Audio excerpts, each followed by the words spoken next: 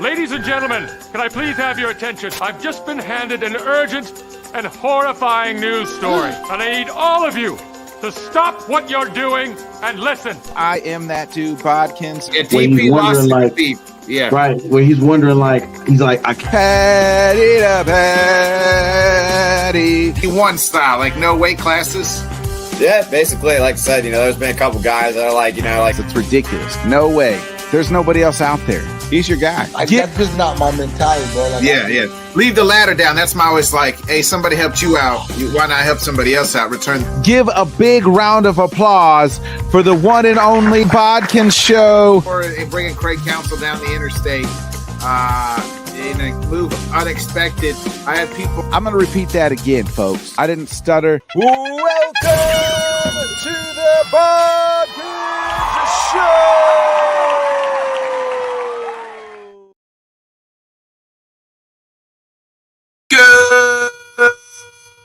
Good morning, everybody. Welcome to another great episode of the Bodkins Show. This is our weekly dump show, where we talk a little bit of everything throughout the that's happened in the past week. And folks, something happened last night that I don't think would ever happen. Something that people have been wanting to see for over 20 years, maybe a little less, I guess, maybe at least 15 years or so. An event happened so that could change the course of sports entertainment for the next decade plus. Will it happen? Or what will happen? Should it have happened? This is a left field bomb out of nowhere. And of course, I'm talking about the John Cena heel turn at Elimination Chamber last night. Oh my goodness. So I actually was behind, so I had to put the phone up because I didn't want to know what happened. I haven't watched the first half of the Elimination Chamber. I turned it on to the actual, I got home. We were celebrating my daughter's birthday last night. Shout out to Jayla Rose. She turned 12 on Friday, And, get home, I was like, I'll just rewind it it was like in the middle of the Elimination Chamber, the men. So I rewind it, start it. As far as we'll watch the beginning, we'll go back and watch everything else. Kind of watch that. John Cena wins the Elimination Chamber. It was down to him and Punk. It was great. So it was great. And, it's down to them two. Then Seth Rollins, after he's already eliminated, make sure Punk doesn't win. We'll probably get Rollins Punk at Mania. It looks like that'll be interesting. You can kind of see that's already where it's headed. Remember, Rollins had previously said, over my dead body, will you headline WrestleMania? Well, he made sure that happened. So Cena wins. And how about this? Every time Rollins shocks the world, there's a major heel. He's is the cause, right, for the Roman Reigns, they say, because he hit Roman with the chair way back in the day. Cena wins. He stays out there. Here comes Cody Rhodes. I'm still wondering where this whole I don't know. I was not impressed. Maybe I'm just on different type of vitamins here lately. Of the Rock's, I want your soul. I want you to be my champion. I want you to embrace me. You can have it all. I don't really like that idea. I didn't really like that idea. I guess they're just trying to play like, hey, The Rock runs the show. He's the fucking man. He's the one that, he's the guy, which it is what it is. And I don't like Rock seems to be going between back and forth, just stick in character. We all know it's, kayfabe's dead, but just stay in that character all the time while you're on WWE television, please. So, Cody shouts out, go fuck yourself, Rock.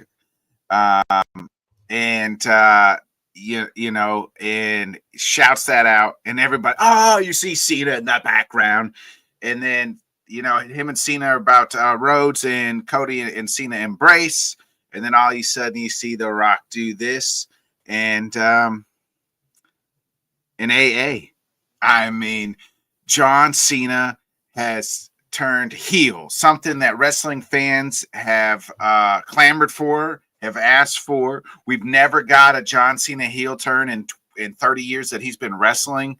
He's always been the face of the company, always been this guy. And maybe, and maybe we could have got Cena and Cody, and they could have just done, passing of the torch. We kind of got that a little bit with Rock and Cena, but in their 2-year run. But I mean, The Rock was kind of the heel. Cena was calling him the part-timer, and now the two part-timers have collaborated together in this Hollywood version. And wow, Cena is heel, beat down Cody Rhodes. Now, if I had the pin, and this is probably what I would have done, Cena turns heel. All for it. We're going to get Cena, obviously, in Cody Rhodes. We get that. I like that idea, something that we don't want to see. My only question mark is, hopefully it's just not for a month, right? Like, Mania is in a month, and this is supposed to be John Cena's, last run. Or is it? Was that just a caveat? You know what I mean? No, this isn't going to be my last run, because now I'm heel. So I need a long John Cena heel. And I know he's only a part-timer, but I hope that he's no, I'm not fucking retiring. I'm not going to be. That's the nice John Cena. I'm not doing that shit. I would like to hear from that. I hope Mania is not his last match. I want a good long John Cena heel turn. And I hope that happens. I hope it's a long time, and he can be part-time. He can still be part-time. I know he's making movies and doing things, so I would like to see that happen. But if I had the pin, as Cody Rhodes is getting beat down to end the show, I would have had the Tribal Chief come out, and I would have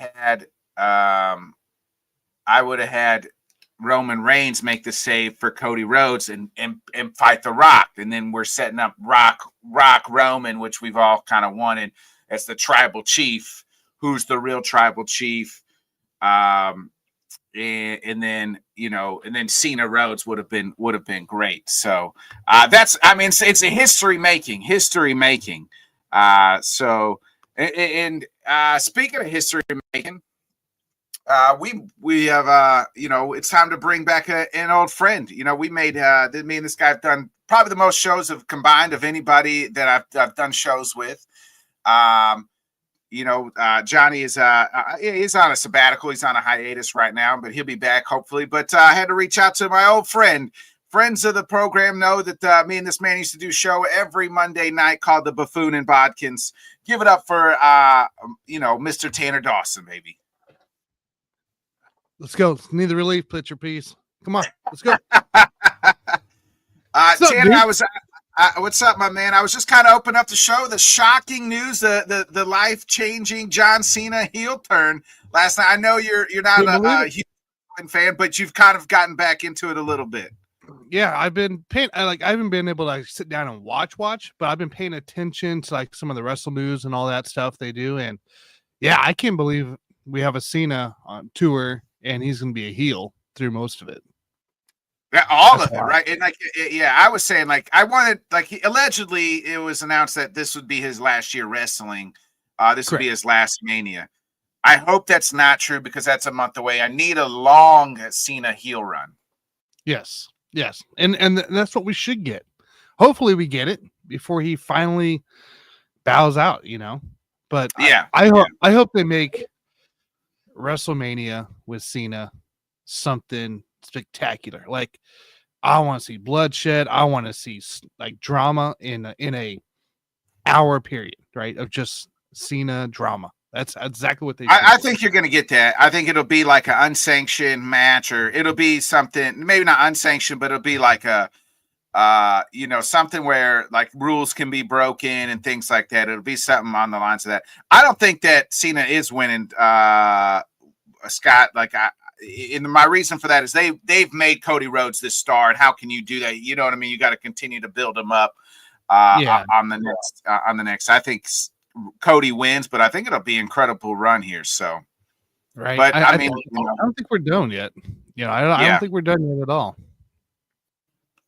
I could see that maybe when he loses. I could see if so. He's saying maybe. I don't know. I want to hear the first promo from John Cena as a heel will be very interesting. So it will. And Rock made some cool comments after the show yesterday, and he's like, "Hey, don't listen to the rumors. Don't listen to the rumors. We got something cooking here. Like, don't listen to the rumors. It's gonna be wild." So that just gets everybody else more excited when you're at that point, And that's why WWE does it best. Even during the downtime, they still did it best. Yeah, well, I mean, now's the cooking time because we are a month away from WrestleMania. But this was a surprise. Like nobody, I think probably only 3 people probably knew this was happening. The Rock, Cena, Cody Rhodes, and probably Triple H. Those 4 people. That's probably it. I think you have to, because everybody's always trying to get the scoop, the dirt sheets, and nobody like that. So, equivalent to Hulk Hogan turning heel, and joining the NWO. It's right there for me. But we got to see it. Like what made that heel turn so great was like Cena had a long heel turn, Hogan had a long heel turn this great fat into something great. Will they do something similar to with Cena? Correct. That's the thing. What are they going to do now? What's the storyline going to take us? What's happening? So you can only it has to be better to be built upon. But yes, I agree right there. So it's wild. The highlights I caught from it was Elimination Chamber, right? Is what it's called. So I thought it was pretty wild. I thought it was pretty good though. I like the Jade Cargill bit. I haven't seen that yet. Honestly, I've watched the main event, the men's elimination, and then I watched the Rock heel turn.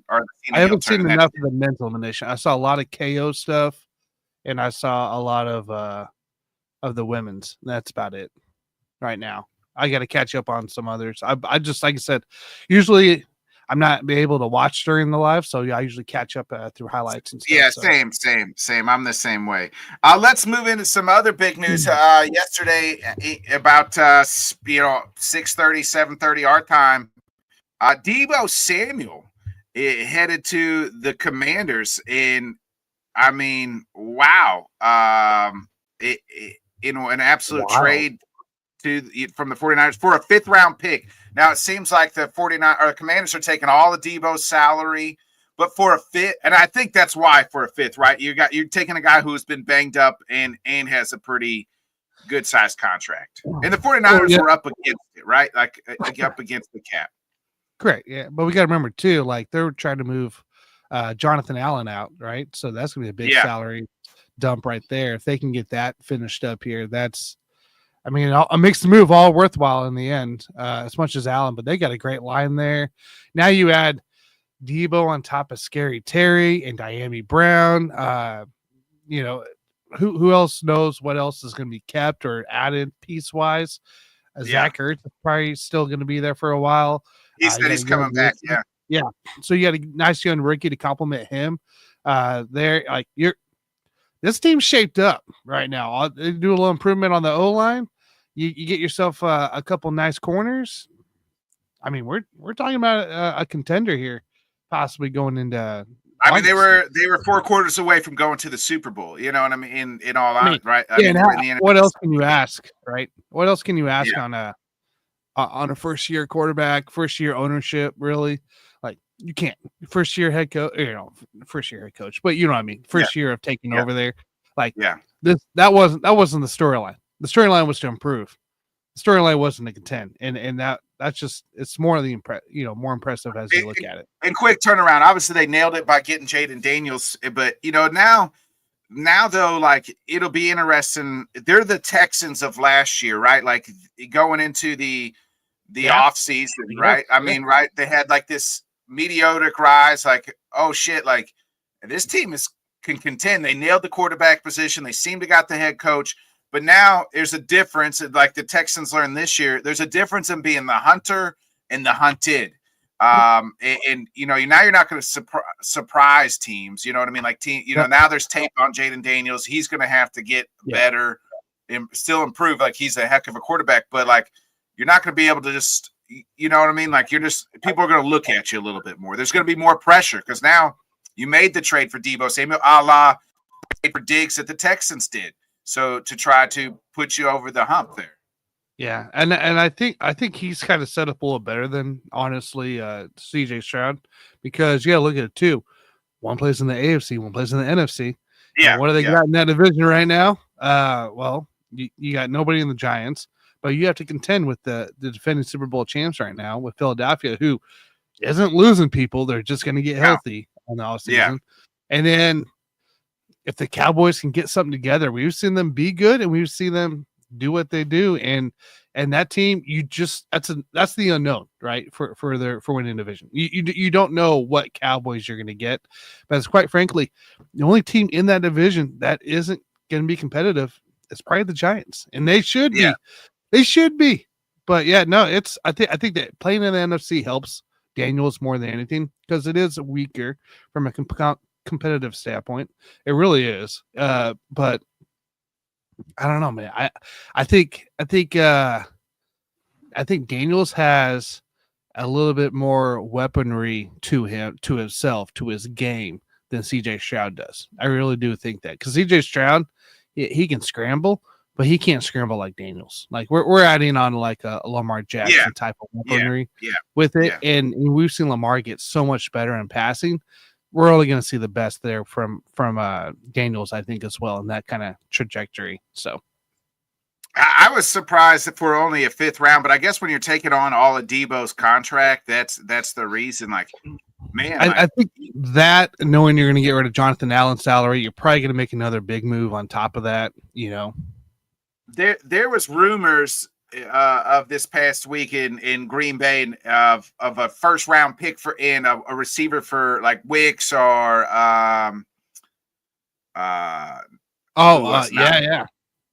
Wicks and somebody Dobbs, Wicks or Dobbs, and a 1st round pick for DK Metcalf. No, thank you. As a Packers fan, don't do that trade. Like, I don't know if this hurts DK. Like, if you're the Seahawks trying to trade DK for like.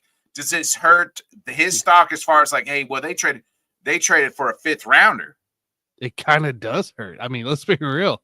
That man, that's just wild. They didn't even get a player back in the trade. You know what I mean? No, like they didn't. No, and you gave up a 5th round. You took on all the salary. Yeah, it hurts. It hurts DK's stock. I mean, granted, DK's younger, right? He plays a different type of role in an offense, but at the same time, you know where his mindset is when he gets heated. We've seen seen that before many times. You know what kind of player he is. So in the end, I think it does hurt him. I really do. I think it does hurt DK's stock and what Seattle's going to try to get for him. You're not going to get Wicks or anything like that. You're not going to get a 3rd rounder. Like they were talking, there was people reporting a 1st rounder, which is God. No, man. I mean, you might get away with a 3rd rounder in this one here, like for a desperate team. You know, maybe something like the not the Jets, the Raiders or something like that, or anybody really looking for a 1. But why?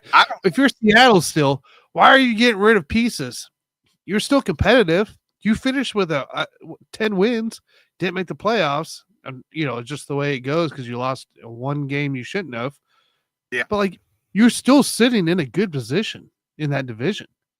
I think the contract, the money, and I mean the emergence. Well, I mean Lockett seems to be on his way out, right? And I think like he's going to be talking to Bo. Lockett should be on his way out. I was thinking he'd be a trade piece anyways. When we talked on our Super Bowl show. But he's with the emergence of JSN, like that's the real number 1 there. Like now, like he seems to be the best wide receiver of the group. Yeah, but I don't think you want to get rid of 2 number. You have 3 potential number 1s right there. You got to keep the talent around. You got to keep the talent around Geno. Like I mean, Geno's not. You get the more talent around him, the better he's going to be. I get it, I get it. Right, go after trying to improve your O line again, like that. I feel like that's an always thing there for Seattle. But your defense played really well. Extend some drives. Kenneth Walker stay healthy, and you got yourself a team. Go see what you can get for Lockett. Maybe try to get up to that third, and go from there. Yeah.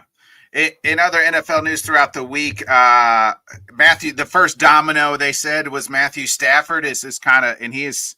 I never thought he was going to leave LA. Like I thought that McVay would make sure that he stays because McVay, like I was seeing reports that was like, oh, the Rams are okay going with the Jimmy G. I'm like, no, the fuck they ain't. Like, no, the fuck they ain't. Like this is a guy who could not stand Jared Goff. And Goff is better than Jimmy G. So like you're trying to tell me that the Rams they're okay to go to the draft, to the week 1 with Jimmy G. No, I'm like, no, they're not. No, the fuck they are not okay. They are not okay at all. Yes, that would have been hilarious. With as long as Sean McVay is there, he wants Matthews. Like he understands he needs an elite quarterback, and they were only. Really, out of all the teams that the Eagles played, the Rams played them the best and the toughest. They were a throw, a drop away from going to the NFC Championship game, a play away. Legit, a play or drop away. It really was. Like if you extend one of the drives, who knows what they do from there. I don't think they really wanted to try to move Cooper Kupp either at this point because. They just have such a relationship there, but you got to choose your battles somewhere, right? You can't keep everybody every year. Not with the contract, but I mean the cap is going up, and they're paying. They don't have any high paying guys outside. It seems like of those two. I'm pretty sure Cooper came out though and said, "Hey, I'm not taking a pay cut." Like, sorry, I'm not doing that, but I don't want to leave the Rams, and so maybe if there's still a chance, there's some agreement there between them, but I really highly doubt it. But I think they chose the right battle to win, and that's going after Stafford because you do not want Jimmy G back there. Go look at what San Francisco had. Go look at what Las Vegas had. Those weren't pretty years. No. And you're telling me after competing with Philadelphia in the playoffs, in the weather, that it was like remember there was weather involved too. In that second half, you're not in a bad spot. You got some good young talent on that defensive side. You got that division is up for grabs. You know what I mean? It really is. It's still up for, you can still compete with it. Why go backwards, right? Why go backwards with the Jimmy G? Or let's say you go and draft a quarterback. Why go backwards with an unknown of talent when you got a guy there who's a Hall of Famer? You know what I mean? Like Stafford's going to be tough as nails. I mean, this guy's tough as nails, right? For him to sit out, I feel like they had to put restraint jackets on him every time. Hey, you can't move your freaking hand. Come on. Yeah.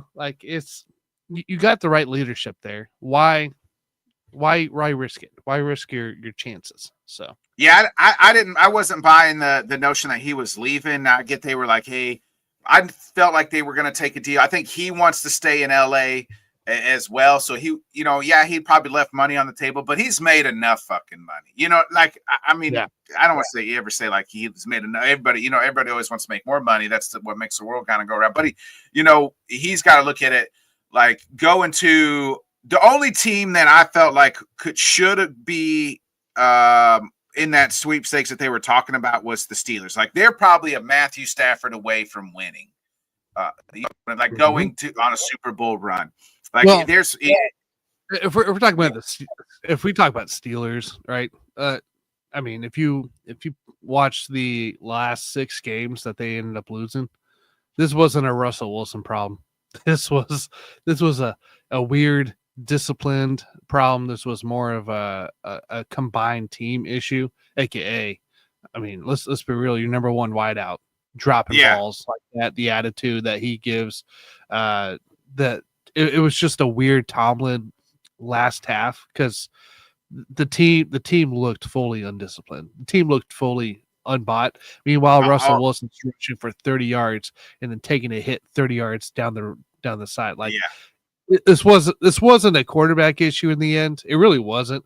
As much as we want to give crap for Russell Wilson, this legit was, quite frankly, a team issue. Yeah. And then and that brings me to my point though. Is like they're the closest of like these like teams, right? Like if I'm Matthew Stafford, do I want to go play for the fucking Giants? Absolutely not. Like I don't care. You know what I mean? Like that. Like they're way worse. I might as well go back just stayed in Detroit at that fucking point in time if I'm going to do that. Play with that organization. You know, like the Jets. Like, do I really want to go to the Jets right now? You know what I mean? Like those are the teams that were reportedly in on maybe on Matthew Stafford or the Raiders. The Raiders are interesting because with Pete Carroll and Tom running the show, but you look at you got Brock Bowers and who else? You know what I mean? Like they're not just a Matthew Stafford away from going to the. I'm at Matthew Stafford at this end of his career. Like that's the whole point, right? Is to win to get to the Super Bowl. And I don't think either one of those three teams are just a Matthew Stafford away. I mean, if I'm a Garrett Wilson, I would have taken it. If I was a Malik Neighbors, I would have been like, oh yeah. Well, yeah, those guys, those guys, but some of that as a Matthew Stafford standpoint, you know what I mean? He's not gonna put them over, like, or the team over. It's not going to help the team that much more. Sure, you might win a few more games. The Raiders might get to 8-8 or 9-8, 9 or something like that. Depending what they do in free agency, do they go get them a number one receiver? Maybe they trade for Metcalf, or something like that, and go get a one if they sign him. Like there's Raiders were not the piece to have. The Giants, you could probably start making an excuse for it just because of the talent that isn't there right now. But the organization is dog trash, period. And then the Jets are pretty much the same thing. You could make an excuse for it just because what they have there. Same time, do you trust the organization? Do you trust a defensive head coach right now to another defensive head coach? Let me add that. Another defensive head coach to make any big changes on that chemistry side? I don't know. I'd say New York wouldn't be an awful, like it wouldn't be awful for him to land there. At the same time, does it really make that much of a difference? I don't know. That's what I'm saying. And if I'm him, I don't want, like, you're not winning this. You got a better chance to win the Super Bowl with the Rams, like, so I'll take less money and stay with the better team. Yeah, why would you leave a place like LA where you have to travel to Arizona? The worst spots are Seattle, right? Yeah. And San Francisco's right there next to LA. And then you go up to New York and you're having to play all in the cold areas. Like why would I want to leave that? Not that Stafford hasn't done that before and that playing in the NFC North and things like that. He's already done his stuff. So like, why would I want to do that? Well, now like, so they were saying like that was the first domino. Now it's like, well, where does Aaron go? The Giants are like, oh, we're moving in on. Aaron Rodgers should not go. Like that's the last play. You're in the same spot with the Giants. That maybe a worse spot than you were with the Jets. If I'm the Steelers, I might pick up the phone. I think him and Tomlin, or even the Raiders for Aaron. It seems like Russ is obviously on the Raiders. Thing too. I just had a Bleacher Report just reported too that the Steelers not love, but Fields more than they like Wilson right now. That's wild, man. That's wild. If you liked him that much, then why don't you just have him be the starter? Yeah, like I don't get it. Like if you're gonna sign a guy like Fields, let him go. Like just let him be your guy. Let him be your guy. Yeah. If you like him that much, just sign him. Don't. And you want to give him a chance, do it. You should do it. Yeah, I don't. It'll be interesting. Those are the quarterback carousel, and it's really because like the combine was this week. It doesn't feel like this draft is getting a lot of love when it comes to the quarterback situation. Sam Darnold's obviously is free agent as Allen. I don't think Rodgers is going to Minnesota, y'all. I think we can cut that out. I know people want it just but I don't think that's going to happen. I do think Aaron's coming back, but I don't know where. Aaron's coming back. I could definitely see a Steelers deal because him and Tomlin, we've seen that on the Pat McAfee show where he talks about him, and you get the grins, you see it on TV, so I could see that being a case. And Does he help that much? I don't know. From a standpoint, again, that's more of a team issue. Does he help the Giants? Well, he's better than what they had. I'll tell you that much. Yeah, but again, like Aaron's wanting to win a Super Bowl. Yeah. Does he take it over? Probably not. Yeah. Probably not. The Jets, you had all this different talent, and everybody the Jets ended up told him being thanks, but no thanks. The Jets said thanks, but no thanks. It's Woody. It's Woody, man. It's Woody. Woody and his family. I mean, where else? You said Raiders, right? I mean, we're not going to the Raiders. We're not. The Raiders. That'd be wild. That would be so wild if he goes to the Raiders. I could see it though. Him and Tom recruits him. Speaking of recruiting, we got to talk about real quick. We got to talk about SourceGate and CoffeeGate with Schultz and Ian Rappaport. Did you know about this? Yeah. I heard about it. I heard about that. And yeah, go ahead. So we'll for if you haven't heard about it, so reports are that there's a report that Schultz reported that Tom Brady has hosted Matt Stafford in Montana at a skiing trip. Ian reported like that's false. Like they just were out there hanging out, like ran into each other. Of course, like conversations come up. So Ian's at Starbucks, which actually Schultz's family used to own, or his dad owned it at one time and has sold it. And Ian's at Starbucks, ordering a coffee, and Schultz says, "Hey, we need to fucking talk." And Ian's like, "I'm not fucking tired. Nothing to talk about, man. I report whatever I report." And no, I guess like Ian has. There's rumors that Schultz had heard that Ian is reporting that Schultz is paying like agents to give him the scoops first or something like that. Is kind of what the rumor is. And Schultz like, keep my fucking name out your mouth. And Ian's like, I never fucking said your fucking name. And Schultz is cussing his ass out.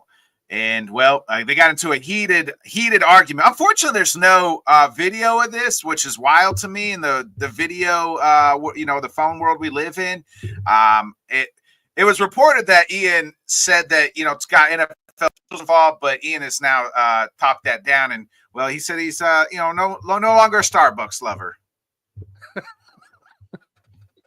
Schultz getting mad for putting out a little bit of clickbait and get called out for it. Not looking into full details first. It's that's the Jets family right there. But yeah, no, that's that whole thing. So I saw that.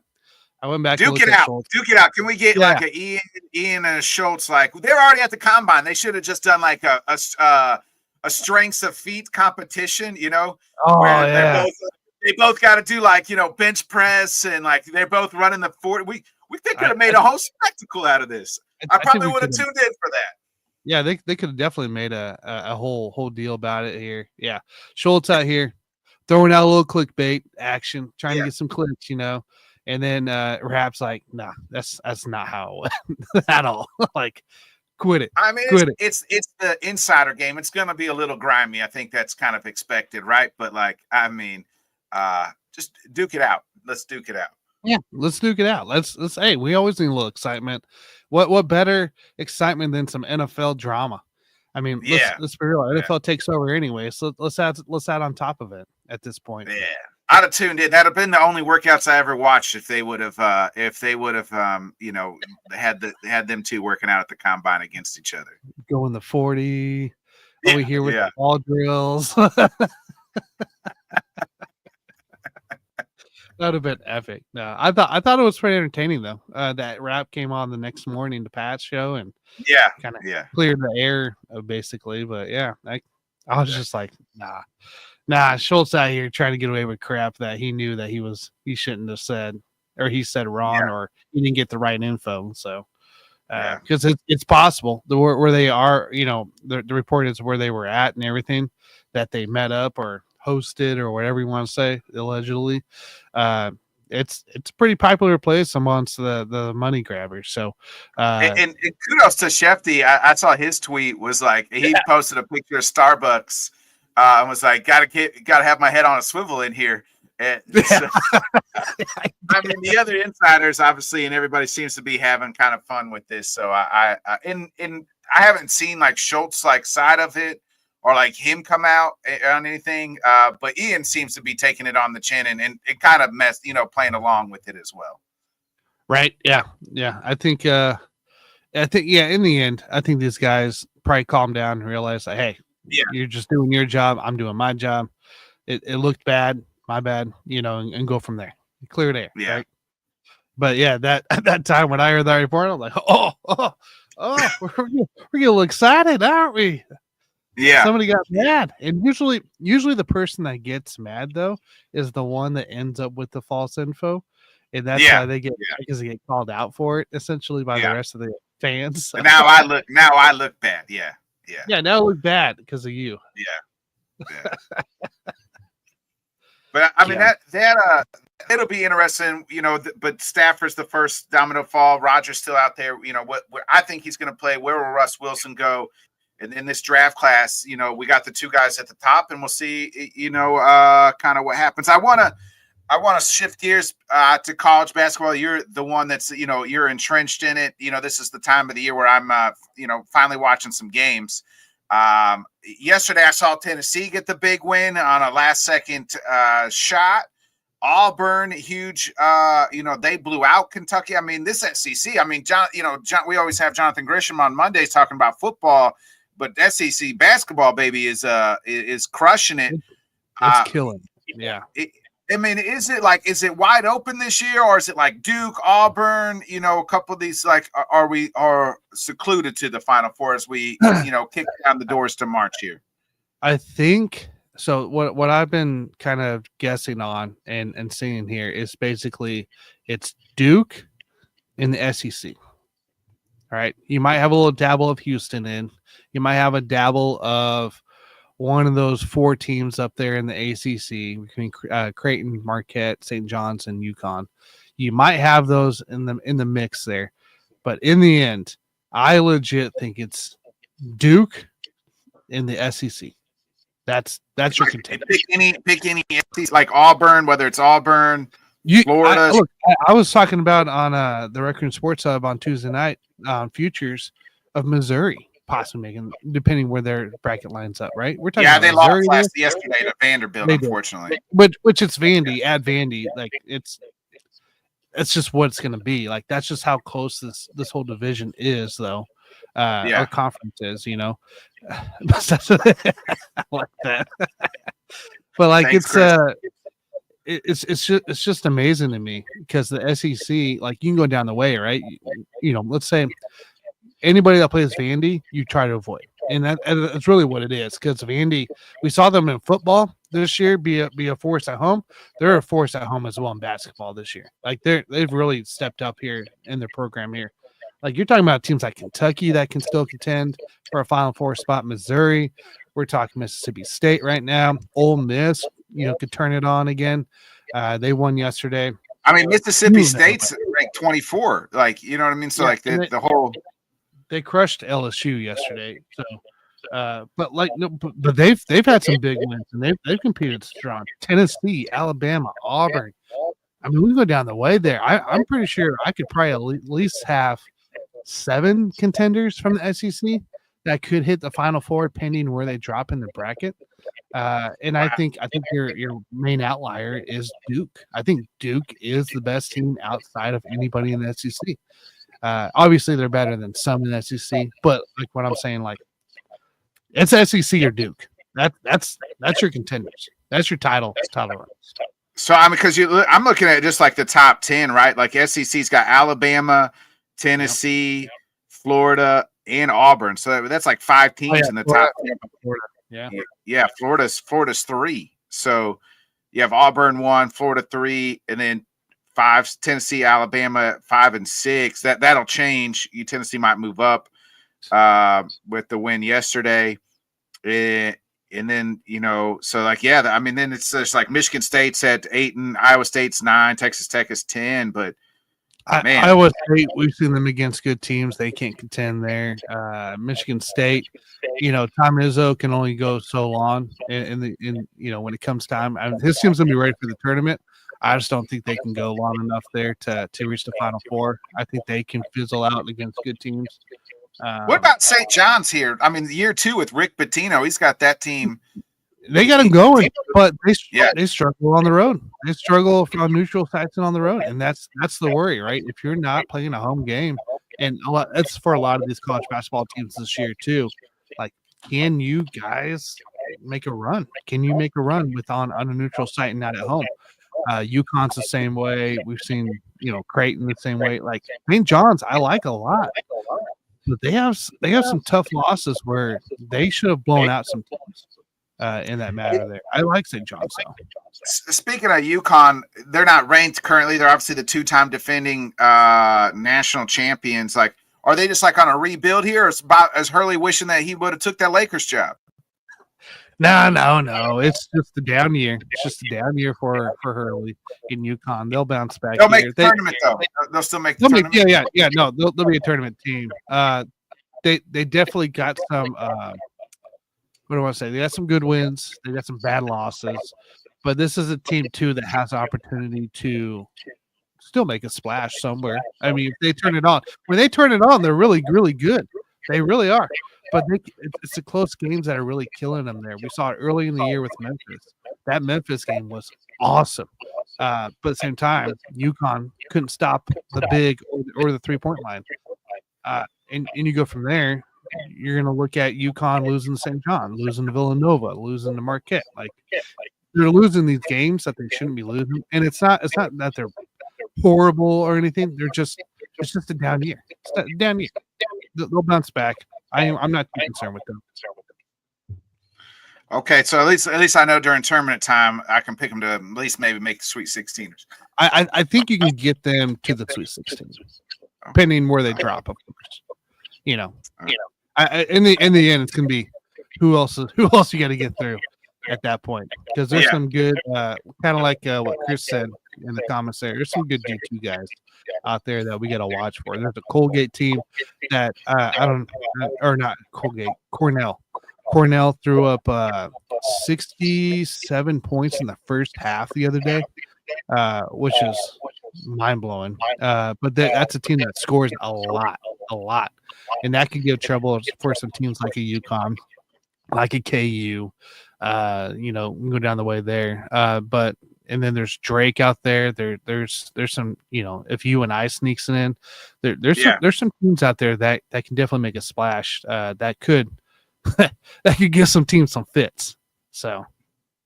Speaking of St. John's, real quick, have you seen that Rick Pitino halftime speech? I have not. I have not.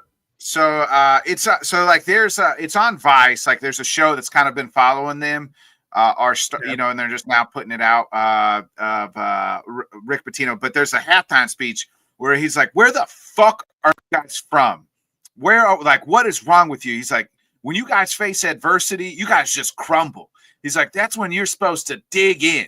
That's when you're supposed to find out who you are. That's when you're supposed to crawl out the gutter, and you're supposed to just fight back. Instead, we just lay down." But I mean, he was just but it's true though. It's 1,001% true. And you're just like, damn, man, like Pitino still got it. Like, you know what I mean? Like, he can still coach him up. Like, yeah, he can. He doesn't need the prostitutes and hookers like he did at Louisville, maybe. Yeah. He might have calmed down a little bit. He might have matured by then after that, whole situation there. I don't know. Yeah, he could still be doing it for all we know now, NIL style. Yeah. That's probably even worse. No, the guy has shown also, like when he was I think in New Mexico State beforehand, that he was a play, he can do it. Like, plain simple, he can coach. This is a guy that can coach as long as he freaking wants to at programs, and he can go from there. So, I like St. John's. Again, I think the adversity part that you called out there, that makes total sense, because that's what I've seen at times when they struggle, is they can't get over their damn selves in the end. So, Yeah, no, that's a team to watch though, because if they get the right lineup, right path, they could be there. They could be there too. So we're looking at Duke, and then any of the top SEC teams you think make a Final Four run. I think those are your favorites. I think those are your favorites in the end, right? It's gonna be Duke and SEC. Again, there's a chance there. Houston plays really tough. They played really well this year. And they play hard nosed defense. They can make a splash if they really wanted to. I don't know if they have enough offense though to contend with an SEC or a Duke. The other side of things here, UConn, Marquette, St. John's, and Creighton, I think, are all in the similar boats where they might be able to score a bunch of points, but can they make those key stops when it needs to happen? So I think in the end, Duke and then the top 5-6 SEC teams are probably on the list. All right, I might have to remember that when the brackets come out. So I'm drinking sardine milkshake this year, baby. So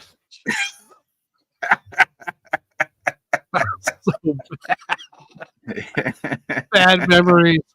I do want to throw up one team too on that's with Duke there. If you're looking for one more team that's been a high riser in the last month and a half, Clemson. Watch for Clemson. I think if they continue and if they win the tournament, like the conference tournament, yeah, that would jump up a level and they might get in the top 5 with me. So because they've played really well. They've had to come back in a few games, but they beat Duke as well. And so this is a Clemson team that has a little bit of pieces around them. So just watch for the Clemson as they continue on. If they go deep in this conference tournament, I have a feeling that hopefully their path is correct and we can get them as a contender. So real quick before we kind of move to the back end of our segments here, I just want to hit on the NBA real fast. Joel Embiid out for the year. I think he's done for the career. Like he should be. I mean, let's be real. Since he's come out of KU, it's the back and the knee. Like that's constantly. And now he's going to like some super duper specialists. They can't figure out what's right. He wasn't going to play him back to backs. He probably shouldn't have played in the Olympics either. Like he shouldn't have. But I think he had to test, where his body was at anyway. So like at this point, if you can't be on the court, you play 19 games this season. 19 games. Yeah. And we're going to March before you got declared out. Like we're over the halfway mark. Yeah. You had as close as you're gonna. I mean, you had your MVP year, but we could put that in quotes there of who should have won it. But like, but I mean, we know you're good, right? It's not we know that doesn't know there's talent at this point, man. I think it has to be more about him and himself. Of hey, you got to get figured out. You've been paid. Go get figured out whatever the hell is wrong with you, so you can have a life after basketball.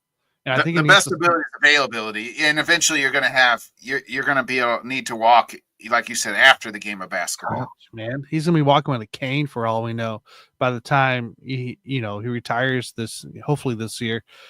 Look, he's holding the 76ers hostage right now. You got some great young talent around there. You got Maxey there as well. They need to trade him or hopefully I would trade PG too. Like that combination just never worked. Yeah, they keep giving money to him because I think there's hope, right? And I think it's just the investment you have to have by now. But still, like at some point, like you just got to do what you did. What Denver did. just eat it and go and move on. It's NBA guaranteed contracts. So that's kind of why also they're being a little have an issue moving on. So, but yeah, it's a shame. It's a shame to see a guy like that, be how he is. Yeah, we'll see what happens. What's up, Ian? Appreciate you tuning in. So we'll see what happens, later down in the NBA. I just want to shout out to the Warriors that they lost last night, but since they've traded for Jimmy, they've been a different type of team. We'll see if they can get out of this, the lovely stupid play-in. They'll be out of the play. they'll be out of the play-in by the time it's when it's they're only. play. I guess they're half a game behind the Clippers. But So there's the that. Clippers. So, yeah. The Clippers have kind of starting to fall apart, and it's not necessarily like Leonard's fault or Harden's fault. They're just it's the team in general is just they're struggling. So I think they get out of the play-in for sure.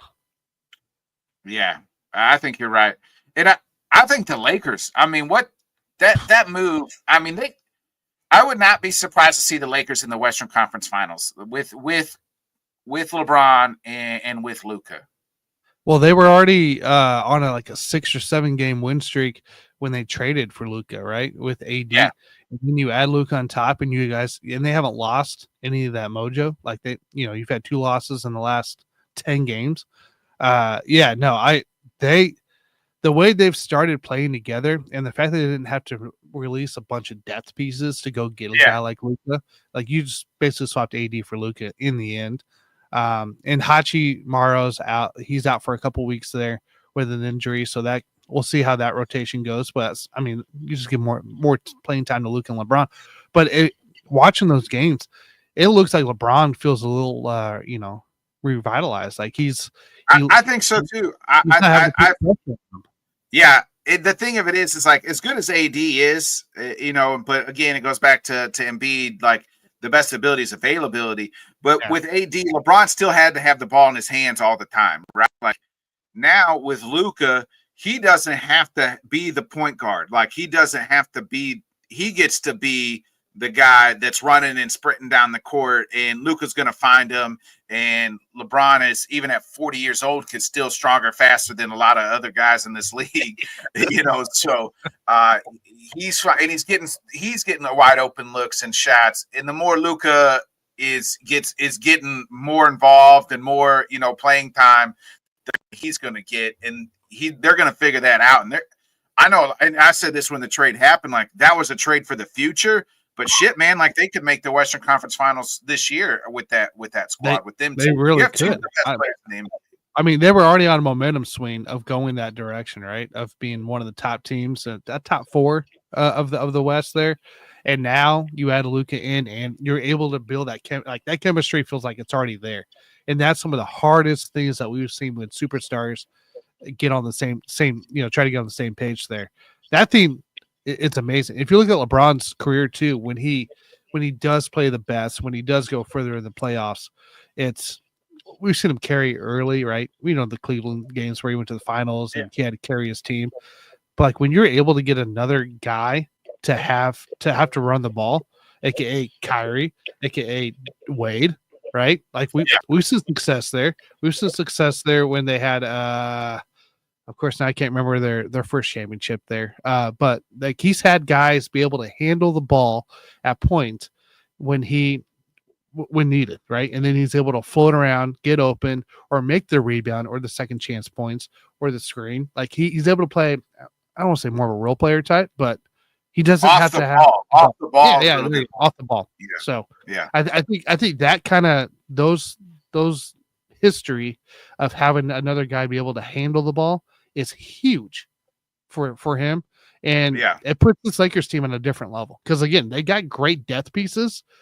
And I'm really hoping Mike's team down there in Arizona and the Phoenix area takes note of, hey, this is how you deal with 2 superstars.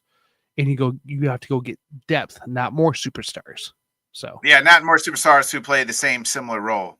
Exactly. Right. You don't need 3 people to handle the ball at a time. Yeah. Like, come on. And the reason that the Warriors with Jimmy, number one, Jimmy understands like his role, like as far as, you know what I mean? Like he's going to play great defense and he knows how to play off the ball. And so does obviously Steph, like, you know what I mean? So like those guys, like that they're meshing well together because Jimmy can do so much other than just score 30. You know what I mean? Like he knows like, hey, this is probably my last chance to really maybe get to the finals and win a ring. Well, now you got support, right? Now you got a guy that's been there. You got another guy that's been there. You got a coach that's been there. Like you got a good recipe there.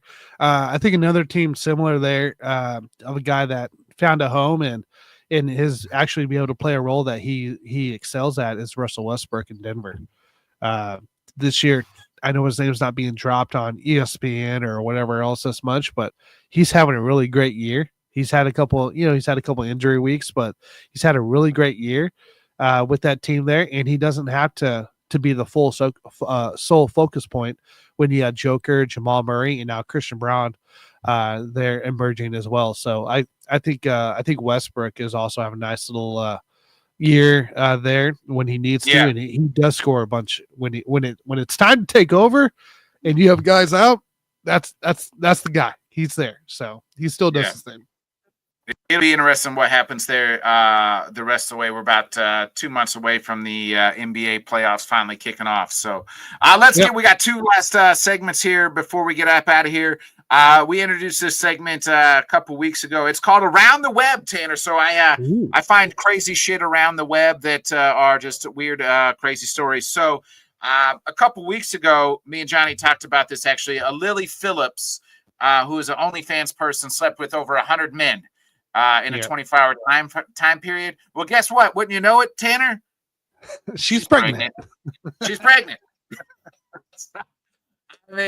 I mean, who would have thought? How do you? Even Maury tweeted, "Hey, I'm out this motherfucker. I ain't touching this." I mean, where do you like? I mean, that's a. I mean, it could be multiple dads. Can it be multiple dads? Is that possible? I don't know. I don't think so. I think one snuck through. One guy. I wonder if they made her. They're like, hey, you need to put your sample DNA samples in, so we know how to contact you. I don't know. Like, it's out of these. Imagine being one of those 100 dudes and be like, shit, man. I hope that wasn't me. I hope that fucking wasn't me. One guy super worried the rest of his life. All of them, all 100 guys. Hey, she's calling I need everybody to come. I'm not answering my phone. Figure it out for yourself. Figure it out for your fucking self. I'm not. Nope. I don't remember this. Hey, if I'm a few of those guys right now, I'm working on changing my identity. It was probably the 100th guy. Probably the 100. It had to have been like, you know what I mean? Like just the 100th guy. There's you had to wait all the way to 100, and then here's 18 years. Yeah. I feel bad for that kid. I mean, I already feel bad for him. Like, I mean, there's probably going to be something wrong with him, I would think, right? Yeah, I would think so. Yeah. I can't imagine. I wish nothing bad on the kid. It's not his fault. His mom's a whack job, but nonetheless. I digress. All right, we like to get that the around the web. It's always for a good laugh. But our final segment, of course, is with the Oscars this week, tonight actually. It is none other than the best top 5 best movie speeches, sports movie speeches, should I say? Well, I have like top 5. Shows you I was half asleep when I wrote that this morning. But we'll give out our best 5 sports movie speeches. Go ahead. Number 5. What's your number? Man. This was a tough one because I like trying to condense, 12 of these into top 5 was really tough. Yeah. So here's what I ended up getting, guys. Okay. Okay. Give me your 5. Give me your 5. I'll give you mine. All right. Here we go. Number 5. Ricky Bobby's speech to his son. If you're not first, you're last. You know how I used to think that was true, but I realized something. You don't have to be the best. You have to keep going. You're going to get there. And you, my son, are going to be the best. You hear me? So that's number 5. Ooh. Okay. I like it. Yeah. Hell, I was high, Ricky, when I said that. So hi, Ricky. My number 5 is also a comedy movie, though. It's none other than The Waterboy, when they're all sitting out there at halftime, and it's like, hey, remember Ricky? Remember when Bobby he intercepted his pants and his pants fell down? He ran the interception half naked, and the next guy's like, you got Farmer. Hey, remember Ricky Bobby showed up, and then all of a sudden Bobby Boucher, Bobby shows up. Y'all remember when Bobby Boucher showed up at the halftime and the Mud Dogs and the Bourbon Bowl? Yeah, do ya?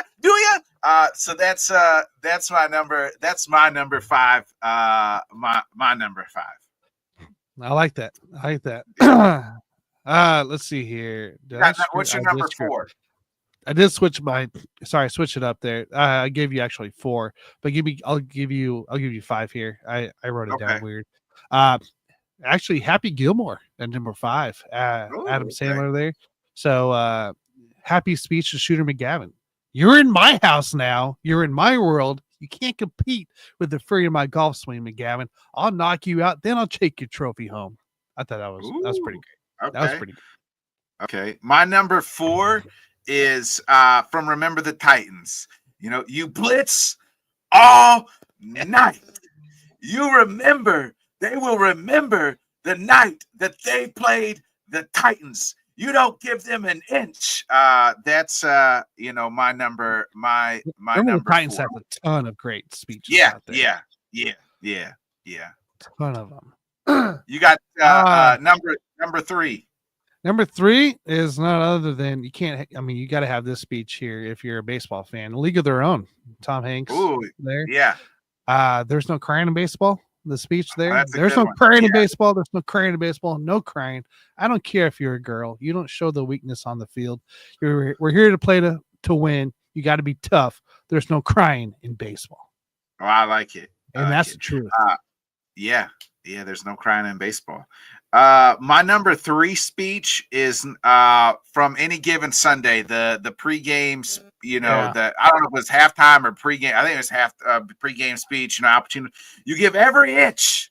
He's like, that's what winning's done. The 1 inch.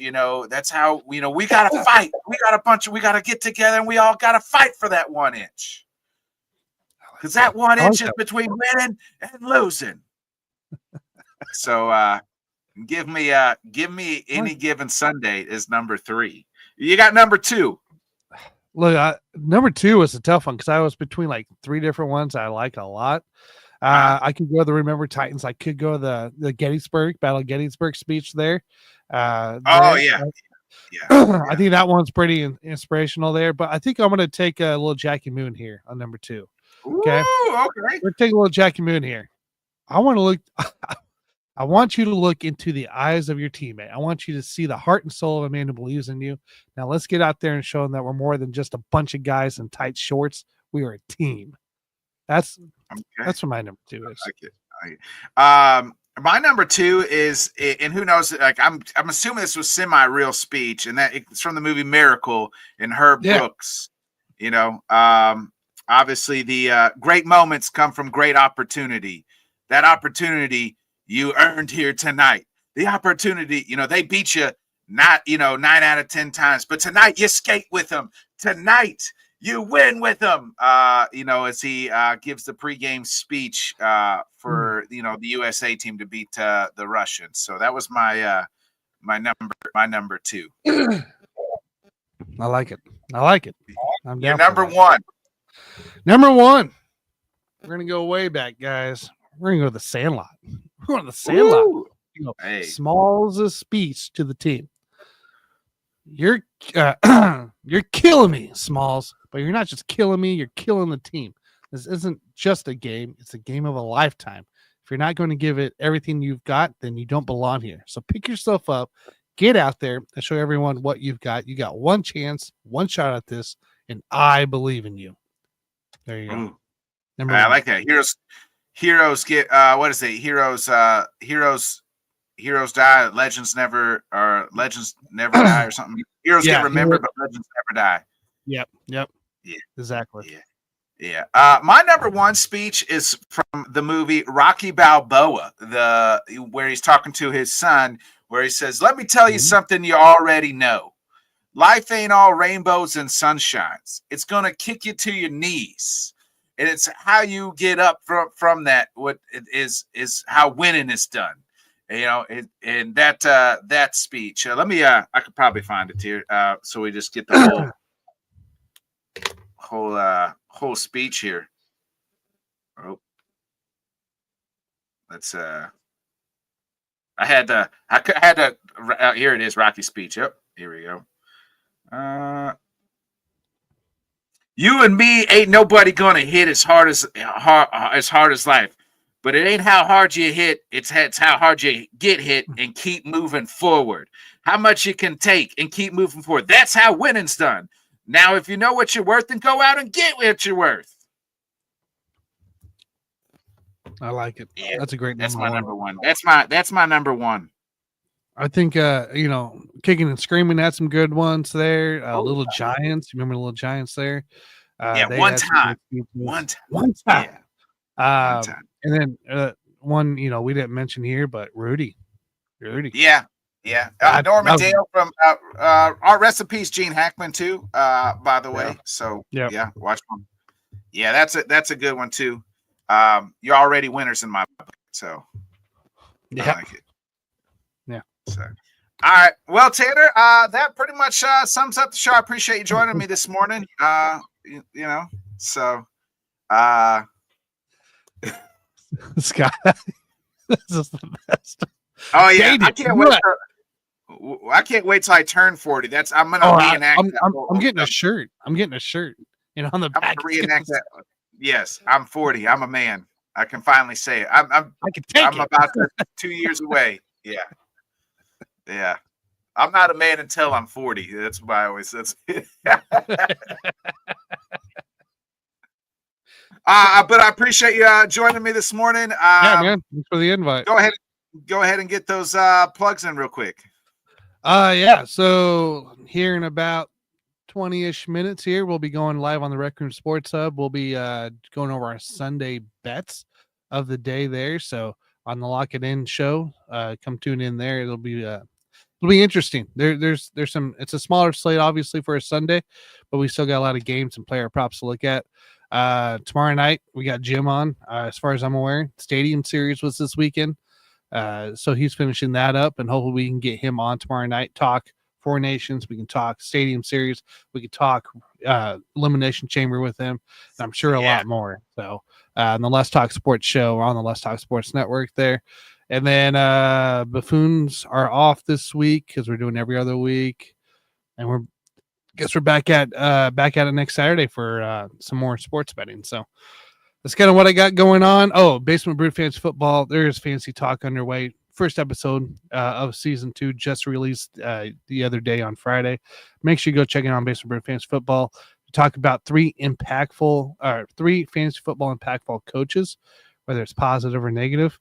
Go check it out because it is kind of interesting. Some of the stats there I had more of a different tone for than what I learned. So it's going to be here before you know it, guys. Believe it or not, we got Combine, and it's just a start. Yeah, the draft is a month away too. So yeah, it's wild. Yeah. It's wild. It just feels, you know, when you get to the Combine, it's like, oh crap, it's April. Oh crap, here we go. Yeah. And we got anyway, folks. Actually, I got a little special episode. I'll be back tonight at 4:00, or this afternoon at 4:00 Central. Meg, if you follow her on TikTok, she is Meg's Ballin. Will be joining me to talk a little NFL.